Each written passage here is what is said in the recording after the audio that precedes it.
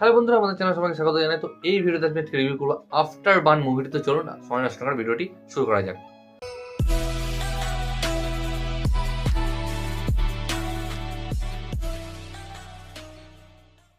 তো এই মুভিটি ডিরেক্ট করেছেন জে পেরি। তো জে পেরির নাম তো অনেকেই শুনবেন, পুরনো ডিরেক্টর।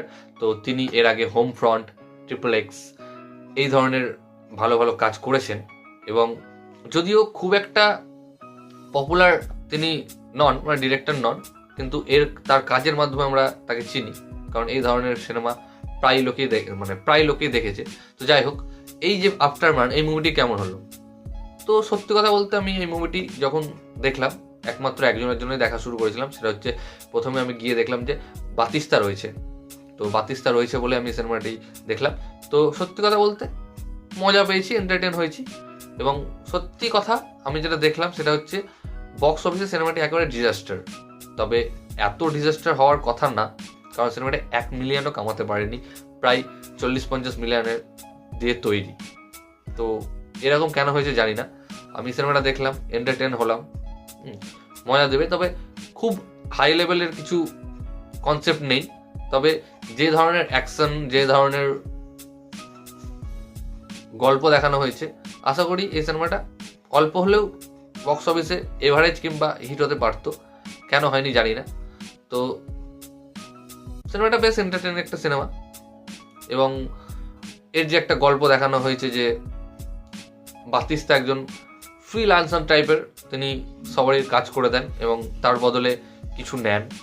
তো এই গল্পটা আমরা দেখতে পাচ্ছি যে যখন প্রায় সব দেশে যুদ্ধ হয়ে হাহাকার লেগে গেছে, কোথাও খাবার নেই, কেউ কোথাও কিছু খুঁজে পাচ্ছে না, তো তারই মধ্যে বাতিস্তা রয়েছে, তিনি বিভিন্ন জিনিসের বদলে কাজ করে দেন। তো তাকে একটা মিশনে পাঠানো হয় ফ্রান্সে, এবং একটা জিনিস আনতে বলা হয়। তো সেই জিনিসটা কি সেটা বলে দেওয়া হয় না, মানে নাম দিয়ে দেওয়া হয়, বাট বলে দেওয়া হয় না যে কি জিনিসটা। তো আমরা যখন সিনেমাটা দেখবো তখন আমরা ভাববো যে কি একটা সামান্য জিনিস আনতে দিচ্ছে, বাট যখন আমরা দেখবো কি জিনিসটা আসলে ছিল, সেটা দেখলে আমরা অবাক হয়ে যাব। তো বেশ একটা এন্টারটেইনিং মুভি, এবং সেটা আনতে গিয়ে কি সমস্যায় পড়ে বাতিস্তা না পড়ে, এবং কি হয় তার সাথে, সেটা দেখতে হলে আমাদের এই সিনেমাটি দেখতে হবে। এই সিনেমাটিও আমাজন প্রাইমে রয়েছে, হিন্দিতেই রয়েছে, আপনারা দেখুন, ভালো লাগবে। তাছাড়া এই সিনেমাটি তেমন কিছু নেই, কারণ বেশিরভাগই মানে নেগেটিভ বলা যেতে পারে। এই কটাই পজিটিভ ওই অ্যাকশন, একটু ছোট করে একটু গল্প, এটাই ভালো। আমি এই জন্য অ্যাকশন দেখার জন্য সিনেমাটি দেখলাম। ঠিকঠাক এন্টারটেইনিং মুভি। তাছাড়া তেমন কোনো দিক দিয়ে মানে পজিটিভ না, এবং বেশিক্ষণের সিনেমাও নয়, 1 ঘন্টা প্রায় 40 মিনিটের সিনেমা, এবং আপনাকে বোরও করবে না, এন্টারটেইন করবে, এবং অ্যাকশন প্রেমীদের ভালো লাগবে। বাট যারা একেবারে সিনেমা মানে লজিক বা একটু মাথা খাটিয়ে দেখেন, তো তাদের হয়তো সিনেমাটা একটু বোরিং লাগতে পারে, কারণ যেহেতু সবসময় প্রায় অ্যাকশন নিয়েই চলবে পার্টগুলো।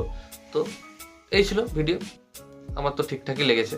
এন্টারটেইনিং পারপাসে যারা দেখতে চান, তো তারা দেখতে পারেন, এবং হিন্দিতেও রয়েছে, যেটা খুবই ভালো কথা।